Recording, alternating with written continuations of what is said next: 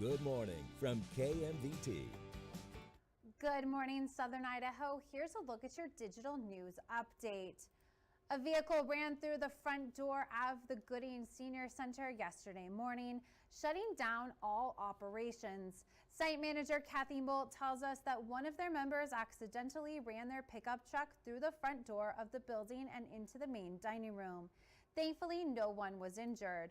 But for now, all activities are shut down as the Senior Center staff waits to see how much insurance will cover.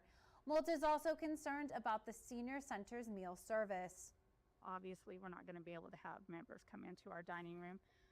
My main concern is we have 20 to 30 people that are homebound that we would deliver food to.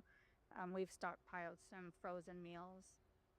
So we're going to deliver those for a while and until those are gone, and then we will hopefully have our kitchen to where we can use the kitchen to at least make meals. Molt also says some community partners have offered to help deliver meals and store food for the center as well. If the weather cooperates, Molt says they might try to hold some activities outside.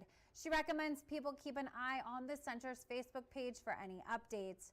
To find out how you can donate or help, go to our website, kmvt.com. Twin Falls leaders gathered yesterday to deliver the annual State of the City address. Mayor Ruth Pierce and other members of the City Council gathered at Second South Market to discuss some of the city's biggest issues and accomplishments over the past year. Highlights included the formation of the Magic Valley Metropolitan Planning Organization, the future expansion of Vista Bonita Park, as well as the city's budget. Mayor Pierce says the government has been working to keep up with the growing population and the daily influx of people visiting the city. We provide services to twice the number of individuals that live in our city. And we provide services and support infrastructures for individuals that don't pay city taxes. So in theory, 1 out of 2 people that's in Twin Falls on a daily basis gets our services for free. Mayor Pierce says the city has been applying for and utilizing grants to help with projects around Twin Falls and maximize the budget. It's been 2 weeks since issues began with the Jerome School District's new busing system, and the superintendent says they're still working to sort out some of the problems. The superintendent says there was a failure in the bus system's routing software, causing some addresses to not register correctly, leading drivers to wrong locations and leaving some students unaccounted for. The issues led the district to cancel classes for 2 days to try and fix things. They also had to temporarily remove some students from the transportation list. Dozens of angry parents addressed the Jerome School Board about the issues with the new system at their meeting last month. The district asked parents to complete an online form to verify their information. Since then, the superintendent says they received around 700 responses.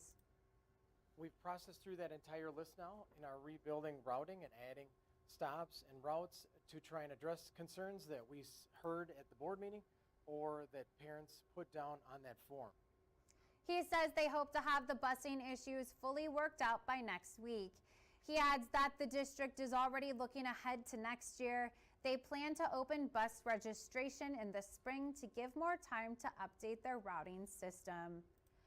An update on the deadly officer-involved shooting of Pocatello teenager Victor Perez. Idaho Attorney General Raul Labrador's office says they will not file criminal charges against the officers involved. Back in April, police were called to the home of the 17-year-old whose family said was autistic and had cerebral palsy. Perez is seen on body cam video holding a knife and experiencing what his family called a behavioral episode. Police shot him several times after he moved towards the officers. Since then, the family of Victor and many Pocatello residents have called for charges against the officers involved. According to the Attorney General's office, following their investigation, the state would be unable to prove beyond a reasonable doubt that the 4 officers who fired their weapons were not justified in using deadly force. The AG's office also states that the officers did not know Victor's disabilities at the time of the shooting.